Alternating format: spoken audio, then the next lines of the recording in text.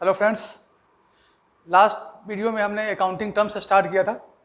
आज उसी को हम कंटिन्यू कर रहे हैं। बहुत सारे टर्म्स अभी भी बाकी है, तो उस टर्म्स को हम एक एक करके लेंगे। जो कुछ टर्म्स हमें यहाँ पे दिखाया है आपको। सबसे पहले हमारा रिसिप्ट्स। रिसिप्ट्स का मतलब क्या होता है? जब हम कोई ट्रेड करते हैं, कोई सर्विसेज देते हैं और उसके बदले में बिजनेस को जो पैसा आता है, ठीक है, काम करने के बदले पैसा, जब हम लोन लेते हैं, किसी से कर्ज लेते हैं, तो उसमें भी आता है। हम यहाँ कह रहे हैं कि जो हम एक्टिविटीज़ कर रहे हैं, बिजनेस जो एक्टिविटीज़ कर रहा है, उसमें जो हमारे पास पैसे आ रहे हैं, all are the call receipts. अब इसको हम दो पार्ट में डिवाइड करेंगे, रेवेन्यू रिसिप्ट्स और कैपिटल रिसिप्ट्स। रेवेन्यू रिसिप्ट्स का मतलब होता है जो हमारी एक्टिविटीज है, money receive through the activities of the business. अब कोई बिजनेस ट्रेड करता है, कोई मैन्युफैक्चरिंग करके ट्रेड करता है, कोई सर्विस प्रोवाइड करता है। जैसे सपोज करो कि मुझे फीस मिलती है कंपनी से, तो जो फीस मिलती है वो हमारे लिए क्या होगा? Revenue receipts. कोई बिजनेसमैन है, वो ट्रेडिंग करता है, तो ट्रेड करने से वो जो गुड्स बेचता है, उसके सेल करने से जो पैसे आते हैं, that is called revenue receipts. लेकिन किसी और तरीके से अदर देन रेवेन्यू अगर कहीं से पैसा आता है, तो उसको हम किस कैटेगरीज में रखेंगे? कैपिटल रिसीट्स में। कुछ एग्जांपल हम बताते हैं तो क्लियर हो जाएगा। जैसे सपोज करो कि बिजनेस के पास फिक्स एसेट्स है। लास्ट क्लास में हमने एसेट्स डिस्कस किया था।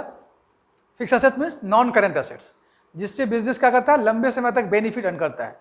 बिजनेस करने में वो एसेट्स क्या करता है? हमें हेल्प करता है। अब किसी कारण से उसमें से एक मशीन बिजनेस ने बेच दिया, और मशीन बेचने से भी तो पैसे आएंगे, तो मशीन बेचने से जो पैसा आएगा, that is called capital receipts. अभी थोड़ी देर पहले हमने कहा कि लोन लेने से पैसा आता है। अब लोन लेना हमारा एक्टिविटीज नहीं है, नॉर्मली हमारी ट्रेडिंग एक्टिविटीज है या सर्विस प्रोवाइडिंग एक्टिविटीज है, तो लोन लेना तो हमारा काम हो नहीं सकता। तो लोन लेने से जो पैसा आएगा वो हमारे लिए क्या हो जाएगा? Capital receipts. तो सेल ऑफ फिक्स एसेट्स और नॉन करेंट एसेट्स कोई भी अगर होता है, उससे जो पैसे आते हैं उसको हम बोलेंगे कैपिटल रिसीट्स। लोन लेते हैं तो वो हमारे लिए क्या हो जाएगा? Capital receipts.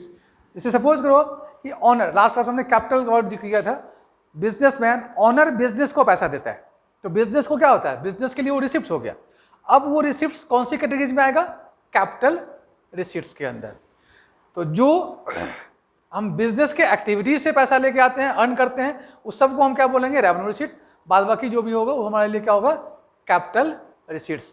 मेनली यहाँ पे सेल ऑफ फिक्स एसेट्स या फिर लोन के जरिए से हमें पैसा मिलता है, तो उसको हम बोलेंगे कैपिटल रिसीट्स। आगे जब हम प्रॉफिट लॉस अकाउंट बनाते हैं, तो वहाँ पे इसका बड़ा यूज होगा, और वहाँ पे जाके और डिटेल्स में हम लोग इसको डिस्कस करेंगे। फिलहाल रिसिप्ट्स के बाद दूसरा टर्म है हमारा एक्सपेंडिचर्स। ठीक इसका उल्टा है एक्सपेंडिचर्स। रिसिप्ट में क्या होता है? पैसे आते हैं, और एक्सपेंडिचर्स में क्या होता है? पैसा का आउटफ्लो होता है। आउटफ्लो, यहाँ पे क्या होता है? इनफ्लो ऑफ मनी, यहाँ पे होता है आउटफ्लो ऑफ मनी। अब एक्सपेंडिचर जब आउटफ्लो ऑफ मनी हो रहा है, तो अगेन इसको हम क्या करेंगे? कैटेगराइज करेंगे, इसको क्लासीफाई करेंगे। ब्रॉडली अगर देखेंगे तो ये तीन कैटेगरीज में होता है, अदरवाइज दो कैटेगरीज में अगर करेंगे तो सेम नाम आएगा, रेवेन्यू एक्सपेंडिचर्स, कैपिटल एक्सपेंडिचर्स। और डिटेल्स में अगर देखेंगे तो one expenditure that is called deferred. तो एक्सपेंडिचर्स भी जैसे रिसिप्ट को हमने क्लासीफाई किया, वैसे एक्सपेंडिचर्स को भी हम क्लासीफाई करते हैं, रेवेन्यू एक्सपेंडिचर्स, कैपिटल एक्सपेंडिचर्स, और एक तीसरी कैटेगरी होती है। रिसिप्ट के अंदर हमने सिर्फ दो कैटेगरीज बताई, लेकिन एक्सपेंडिचर्स में एक तीसरा कैटेगरी भी होता है जिसको बोलते हैं डेफर्ड रेवेन्यू एक्सपेंडिचर्स। अगेन सबसे पहले हम रेवेन्यू एक्सपेंडिचर पे आएंगे। रेवेन्यू जनरेट करने के लिए जो एक्सपेंडिचर होता है, जो आउटफ्लो ऑफ मनी होता है, उसको हम क्या बोलेंगे? Revenue expenditures. जैसे सपोज करो कि एक बिजनेसमैन है, शर्ट का बिजनेस करता है, शर्ट बेचता है वो। अब शर्ट बेचने के लिए पहले क्या करेगा? शर्ट खरीद के लाएगा। तो शर्ट को जो परचेज किया, वो एक्सपेंडिचर्स क्या कहलाएगा बिजनेस के लिए? Revenue expenditure, outflow of money हुआ। शर्ट बेचने के लिए सेल्समैन को हायर किया, उसकी सैलरी दी उसने, क्या कहलाएगा? Revenue expenditures. शर्ट बेचने के लिए उसको एक सेटअप चाहिए होगा, एक शॉप चाहिए होगा, उसका रेंट पे किया, क्या होगा? वो रेवेन्यू एक्सपेंडिचर्स। उसके शॉप को मेंटेन करने के लिए जो खर्चे होंगे डे बाई डे एक्टिविटीज़ में, वो सारे क्या कहलाएंगे, रेवेन्यू एक्सपेंडिचर्स। तो हम इसको ऐसे भी कर सकते हैं कि डे बाई डे एक्टिविटीज़ में बिजनेस को रन कराने के लिए जो आउटफ्लो ऑफ मनी होता है, that is called revenue expenditures. Capital expenditures, इसका मतलब वो एक्सपेंडिचर्स जहां से डे बाई डे एक्टिविटी में वो एक्सपेंडिचर्स नहीं होता है, इसका मतलब वो ओकेजनली होता है। और एग्जाम्पल के तौर पर सबसे सिंपली, जैसे हम नॉन करेंट एसेट्स को एक्वायर करते हैं, purchase of non current assets. Machine purchase किया किसी ने, अब मशीन परचेज करता है तो वो हमारा डेली बेसिस का काम नहीं है, वो बिजनेस में ओकेजनली होता है। हमेशा डेली बेसिस पे हम मशीन नहीं खरीदते हैं, 6 महीने पे, साल भर पे, 5 साल पे, 3 साल पे हम कोई मशीन खरीदेंगे। तो ऐसा एक्सपेंडिचर्स जो रेकरिंग नेचर का नहीं है, जो डेली बेसिस में बिजनेस चलाने के लिए नहीं होता है, तो उसको हम बोलते हैं कैपिटल एक्सपेंडिचर्स। जैसे एग्जांपल में हमने कहा कि कोई फिक्स एसेट्स हमने परचेज कर लिया। और इसको अगर दूसरे तरीके से देखेंगे, जो हमने लास्ट क्लास में आपको बताया था कि एसेट्स, करेंट एसेट्स और नॉन करेंट एसेट्स, तो वहाँ पे उसके डिफिनेशंस को अगर फॉलो करेंगे, इसको कंपेयर करेंगे या मैच कराएंगे, तो आप देखो कि रेवेन्यू एक्सपेंडिचर्स बेसिकली वो सारे एक्सपेंडिचर्स होते हैं, जैसे गुड्स खरीद के लाते हैं, वो क्या हो जाएगा हमारे लिए, रेवेन्यू एक्सपेंडिचर्स। वहाँ पे हमने क्या डिफिनेशन दिया था कि वो एसेट्स जिसका बेनिफिट हमें 12 मंथ के अंदर अंदर हो जाता है। तो यहाँ भी जो रेवेन्यू एक्सपेंडिचर्स होता है उसका एडवांटेज हमें 12 महीने के अंदर अंदर मिल जाता है, लेकिन कैपिटल एक्सपेंडिचर्स जो होता है उसका एडवांटेज और उसका बेनिफिट हमें मोर देन 12 मंथ मिलता है। तो नॉन करेंट एसेट्स और करेंट एसेट्स का जो डिफिनेशन था उसके अकॉर्डिंगली भी हम इसको मैच करा के अगर हम आइडेंटिफाई करेंगे तो हम आइडेंटिफाई करके देख सकते हैं कि कौन सा हमारा रेवेन्यू एक्सपेंडिचर्स है और कौन सा हमारा कैपिटल एक्सपेंडिचर्स है।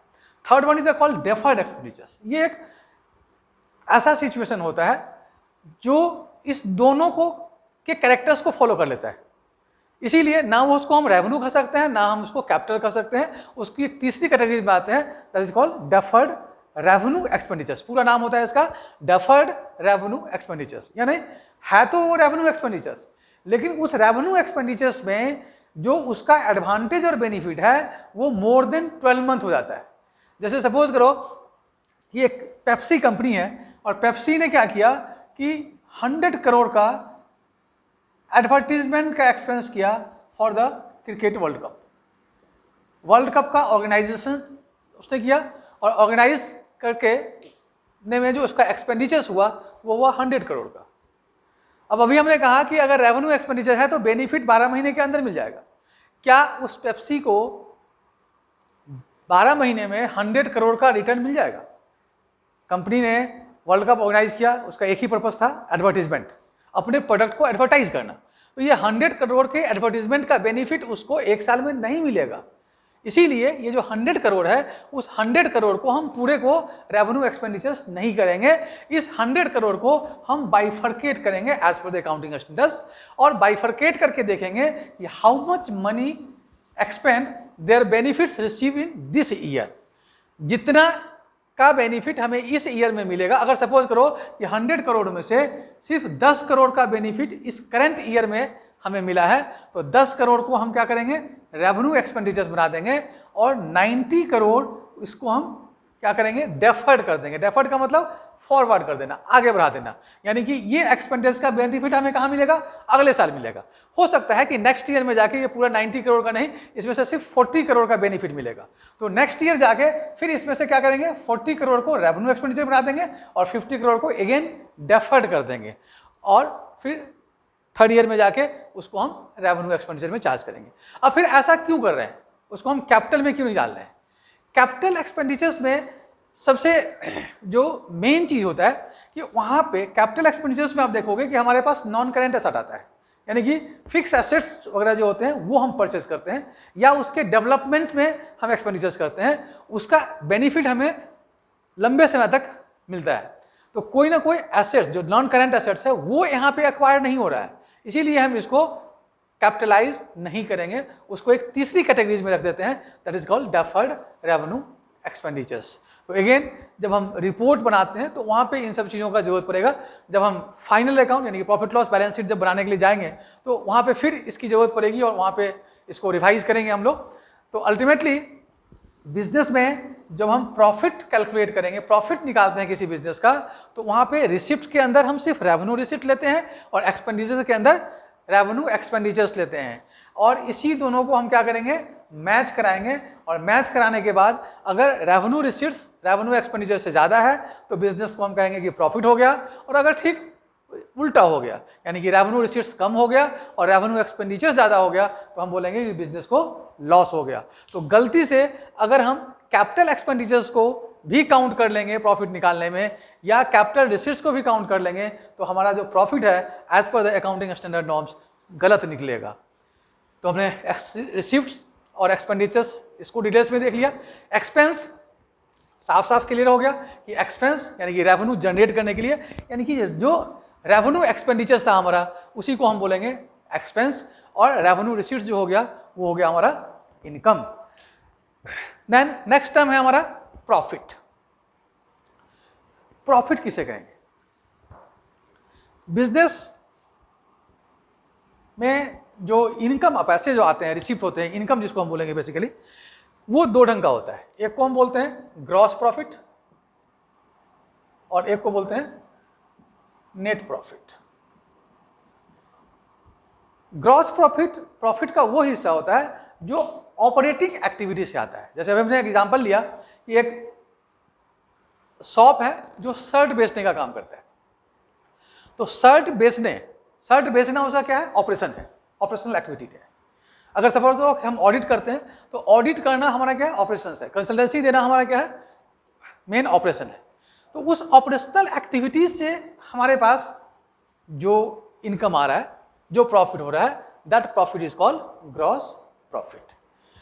Net profit is called overall profit of the business. अब सपोज करो कि हमें कहीं से कमीशन भी मिल जाता है, हमें सपोज करो कि कहीं से इंटरेस्ट भी मिल जाता है, तो these are the also income, लेकिन वो ग्रॉस प्रॉफिट के अंदर नहीं आएगा, उसको हम क्या करेंगे, नेट प्रॉफिट के में लेके जाएंगे। तो जब हम प्रॉफिट लॉस अकाउंट बनाते हैं तो वहाँ पे खास करके जो ट्रेडिंग और मैन्युफैक्चरिंग एक्टिविटीज होती है उसको हम दो पार्ट में जरूर दिखाते हैं, ताकि उसका ग्रॉस प्रॉफिट कितना है और नेट प्रॉफिट कितना है। गेन अभी हमने डिस्कस कर लिया कि एक्सपेंडिचर्स जो एक्सपेंसेज हैं, एक्सपेंसेज में से जो रेवेन्यू रिसीट्स है उसको अगर हम माइनस कर देते हैं तो गेन। बेसिकली गेन वर्ड हम यूज करते हैं तो प्रोप्राइटर्स के पॉइंट ऑफ व्यू से करते हैं, ऑनर के पॉइंट ऑफ व्यू से करते हैं। अगर प्रॉफिट हो गया तो प्रोप्राइटर को क्या होगा, प्लस हो जाएगा, उसका पैसा बढ़ जाएगा, दैट इज कॉल्ड गेन। ठीक उल्टा अगर हमें नेट लॉस हो जाता है बिजनेस के अंदर तो प्रोप्राइटर का कैपिटल क्या हो जाएगा, कम हो जाएगा, तो उसको हम बोलेंगे लॉस। नाउ परचेज किसे कहें?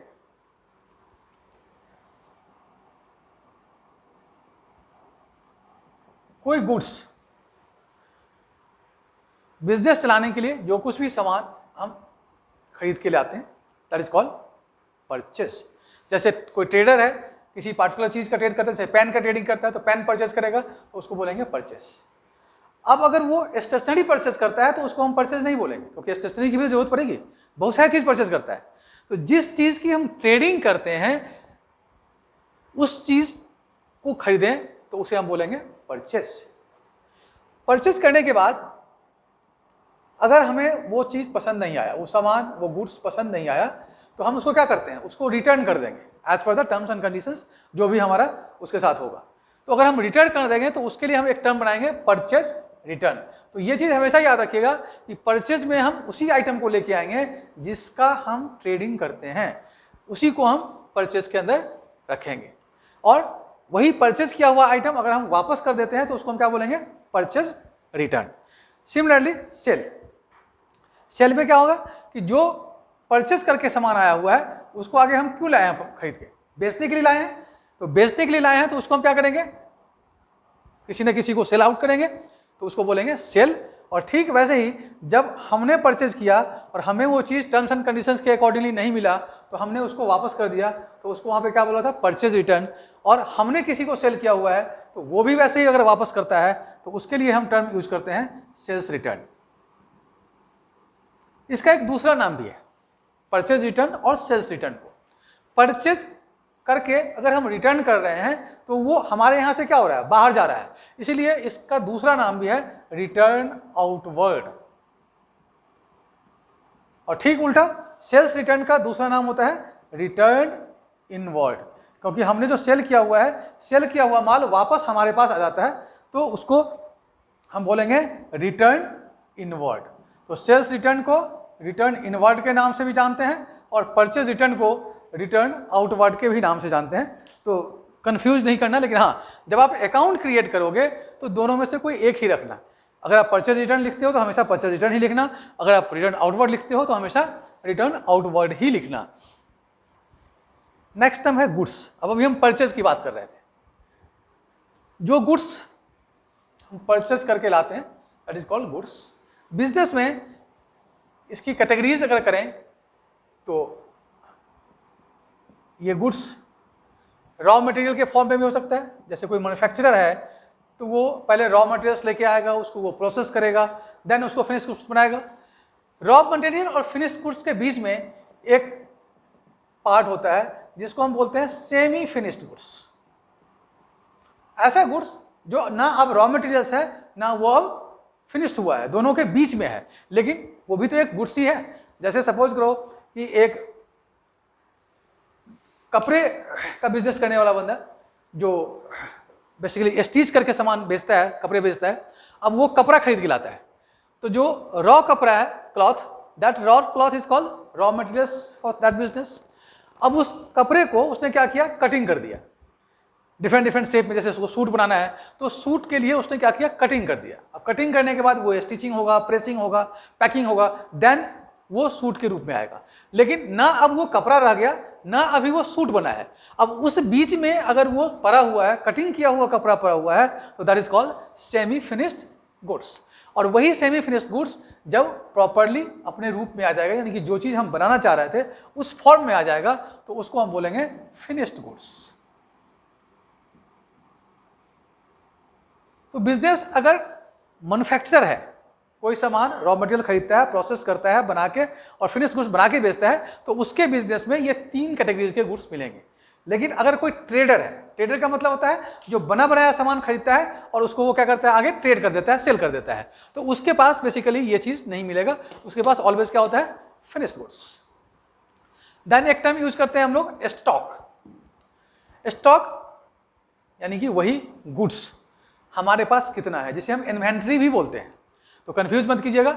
अब ये इन्वेंट्री या स्टॉक हमारे पास कितना है, जो भी अकाउंटिंग पीरियड होता है, आगे हम कंसेप्ट जब देखेंगे तो वहाँ पे अकाउंटिंग पीरियड कंसेप्ट देखेंगे, तो उस कंसेप्ट के अकॉर्डिंगली कोई भी ईयर जब शुरू होता है तो ईयर के बिगिनिंग में जितना हमारे पास गुड्स होता है उसे हम क्या बोलते हैं, ओपनिंग स्टॉक या ओपनिंग इन्वेंट्री।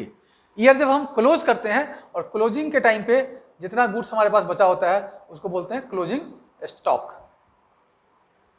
नेक्स्ट टर्म है हमारा ट्रेड रिसेबल। ट्रेड मतलब व्यापार, और व्यापार में जो हमें कुछ रिसीव होगा, जो पैसे मिलेंगे, that is called trade receivable. अब यहीं पे एक और टर्म सीखते हैं हम लोग, डेटर्स। ट्रेड रिसेबल में 2 पार्ट होता है, एक होता है डेटर्स और एक होता है बिल रिसेबल। बिल रिसेबल का मतलब हो गया कि कोई बिल है जिस बिल के बदले हमें पैसे मिलेंगे, that is called bill receivable. Debtors क्या हो गया कि हमने क्रेडिट पे किसी को सामान बेच दिया, वो पर्सन जिससे हमें पैसे लेने हैं, यानी कि हमने उसे दिया हुआ है, सामान बेच दिया या जो कुछ भी दिया सामान या सर्विसेज हमने प्रोवाइड कर दी, और वो पैसा क्या करेगा, बाद में देगा, तो उसे हम क्या बोलेंगे, डेटर्स। तो ये दोनों कंबाइंडली ट्रेड रिसेबल में आता है। और ठीक इसका अपोजिट जो होता है वो होता है ट्रेड पेबल। तो जैसे यहाँ पे डेटर्स हमने बोला कि जिससे हमें पैसे लेने हैं, और ट्रेड पेबल जिससे हमें पैसे लेने होते हैं, देने होते हैं, उसको हम बोलते हैं क्रेडिटर। और दूसरा होगा यहाँ पे बिल पेबल। हमने किसी को बिल दे दिया है कि अमुक डेट को हम आपको पेमेंट करेंगे, तो इसका मतलब जैसे हमने किसी को चेक दे दिया। अब चेक अगर हम पोस्ट डेटेड देते हैं, पोस्ट डेटेड का मतलब होता है कि आगे का डेट का चेक दे तो आज रहे हैं, लेकिन उस पर जो डेट डला हुआ है वो सपोज करो कि 1 महीने के बाद का है। इसका मतलब है कि 1 महीने के बाद उस चेक की पेमेंट वो बंदा ले लेगा। चेक हमने आज दिया लेकिन पेमेंट 1 महीने बाद होगा, that is called bill payable. दूसरा है कि हमने परचेज कर लिया है, उधार में कोई सामान ले लिया है, पेमेंट आगे हम देंगे, फ्यूचर्स डेट को देंगे, तो उसे हम बोलते हैं क्रेडिटर्स। तो डेटर्स का ठीक उल्टा क्या होता है? क्रेडिटर्स। डेटर्स से हमें पैसे लेने हैं, क्रेडिटर्स का मतलब कि हमें पैसे देने हैं। बिल रिसेबल, बिल पेबल, वैसे ही अपोजिट हो गया। देन कॉस्ट, सिंपल कॉस्ट का अगर लिटरल मीनिंग अगर बताएं तो कॉस्ट का मतलब होता है कीमत। कोई भी सामान, कोई भी आइटम, कोई भी सर्विसेज अगर हम प्रोवाइड करते हैं या बेचते हैं तो बेचने से पहले उस पर कितना कॉस्ट इनकर्ड हुआ है, क्योंकि जब तक हमें कॉस्ट का पता नहीं चलेगा हम उसका सेलिंग प्राइस कैसे फाइंड आउट कर सकते हैं। अब अगर सपोज करो कि कोई 10 रुपये का एक पेन परचेज किया है, तो 10 रुपये का पेन उसको पता होगा कि इसकी कीमत 10 रुपये है, तभी तो उस पर प्रॉफिट ऐड करेगा और फिर उसको सेल प्राइस फिक्स करेगा। तो कॉस्ट का मतलब है कि expenditures incurred on any product produced और सर्विस रेंडर्ड। नेक्स्ट है वाउचर। वाउचर क्या है? वाउचर एक डॉक्यूमेंट्स है बेसिकली, और ये एक प्राइमरी डॉक्यूमेंट्स है। बड़े क्वेश्चंस पूछते हैं, खास करके 11th स्टैंडर्ड्स में अगर जाएंगे या कॉम्पिटिटिव एग्जाम्स में, तो वाउचर्स क्या है? What is vouchers? तो वाउचर एक डॉक्यूमेंट्स है जिसके बेसिस पे हम अकाउंट्स का पहला स्टेप, जिसको हम रिकॉर्डिंग करते हैं, रिकॉर्डिंग स्टार्ट करते हैं। तो वाउचर अगर हमारे पास नहीं होगा तो उस ट्रांजैक्शंस की वैलिडिटी नहीं मानी जाएगी, यानी कि उस ट्रांजैक्शंस को हम वैलिड नहीं मानेंगे, उस ट्रांजैक्शंस हमारे लिए इलीगल हो जाएगा। इन द ऑडिट कंसर्न, जब हम ऑडिट करने जाते हैं तो बेसिकली ट्रांजैक्शन सही है या नहीं है, उसके लिए सबसे पहले हम चेक करते हैं, वो देखते हैं कि वाउचर है कि नहीं है। देन वाउचर्स के अंदर सारे इन्फॉर्मेशन सही है या नहीं है। तो वाउचर एक प्राइमरी डॉक्यूमेंट्स है और अकाउंट के लिए ये कह सकते हैं कि रिकॉर्डिंग करने का जो प्राइमरी डाटा है, प्राइमरी सपोर्टिंग पार्ट है, वो है हमारा वाउचर्स। जैसे फॉर एग्जांपल मैं आपको बताता हूँ, जैसे कोई सामान परचेज करते हैं, अब परचेज करते हैं तो क्या करता है? वो बिल देते हैं ना, तो एक बिल जो हमारा है दैट इज कॉल्ड वाउचर। तो ऐसे बड़े सारे डॉक्यूमेंट्स हैं जो वाउचर्स के रूप में आते हैं। आगे जब डॉक्यूमेंट्स पे जाएंगे तो वहां पे देखेंगे कि वाउचर बनाते वगैरह कैसे हैं, उसके बारे में डिटेल्स। डिस्काउंट, अब बिजनेस जब हम करते हैं तो डिस्काउंट भी देना पड़ता है, अलग अलग तरीके का डिस्काउंट होता है। दो तरह के मेनली डिस्काउंट होंगे, एक डिस्काउंट को बोलते हैं ट्रेड डिस्काउंट और दूसरे को बोलते हैं cash discount. Trade discount basically वो डिस्काउंट होता है जहां पे बायर और सेलर दोनों ट्रांजैक्शन होने से पहले अवेयर होता है कि ये डिस्काउंट है। जैसे आप सपोज करो कि आप बिग बाजार में जाते हो, किसी मॉल में जाते हो और पहले से लिखा होता है कि 20% डिस्काउंट या बाई 2 गेट 1 फ्री, तो इसका मतलब है that is trade discount. Buyer को भी पता है कि इस सामान को बेचने पे हमें कितना पैसा देना है और सेलर को भी पहले से ही पता है कि इसको बेचने पे हमें कितना पैसा मिलेगा, that is called trade discount. लेकिन कैश डिस्काउंट वो डिस्काउंट होता है जो बेसिकली क्रेडिट सेल परचेज के अंदर आता है, यानी कि प्रॉम्प्ट पेमेंट ऑफ कैश पे जो डिस्काउंट देते हैं। जैसे एक सेलर ने एक स्कीम दे दिया कि हम क्रेडिट पे सामान आपको दे तो रहे हैं, लेकिन आप अगर विद इन अ वीक, एक हफ्ते के अंदर पेमेंट कर देंगे तो जितनी पेमेंट है उसका 10% हम आपको डिस्काउंट देंगे, तो that is called cash discount. तो प्रैक्टिकली रियल लाइफ में कैश डिस्काउंट सिर्फ और सिर्फ क्रेडिट ट्रांजैक्शन पे ही हो सकता है। लेकिन जब आप आगे ट्रांजैक्शन बुक्स में पढ़ेंगे, क्वेश्चंस करेंगे, तो हो सकता है कि एक ही ट्रांजैक्शन के अंदर ट्रेड और कैश दोनों का उसमें जिक्र किया हो, तो आप उस ढंग से करेंगे। लेकिन रियल लाइफ में एक्चुअल जो कैश ट्रांजैक्शन, कैश डिस्काउंट का मतलब होता है, वो होता है only on the credit transaction. Now bad debt, next time है हमारा बैड डेट। अब डेटर्स अभी थोड़ी देर पहले हमने डिस्कस किया, डेटर्स वो पर्सन है जिससे हमें पैसे लेने हैं, और वो डेटर्स क्या हो गया? बैड हो गया। बैड होने का मतलब कि वो अब पैसा नहीं दे पा रहा है, रीजन जो भी हो, वो गायब हो गया, उसका पता ही नहीं है, वो दिवालिया हो गया, इंसॉल्वेंट हो गया, अब उसके पास पैसे ही नहीं है तो कहाँ से देगा। तो अब अगर इंसॉल्वेंट हो गया वो, तो अल्टीमेटली उसके नाम का अकाउंट हमारे बुक्स में रखा हुआ रहेगा, अब वो पैसा तो आना ही नहीं है, तो उसको as per the accounting norms हम लोग क्या करते हैं? बैड डेट डिक्लेयर कर देते हैं। तो ऐसा डेट्स जो बैड हो गया, जो रिकवर नहीं हो सकता है, that is called bad debts. तो ये सारे टर्म्स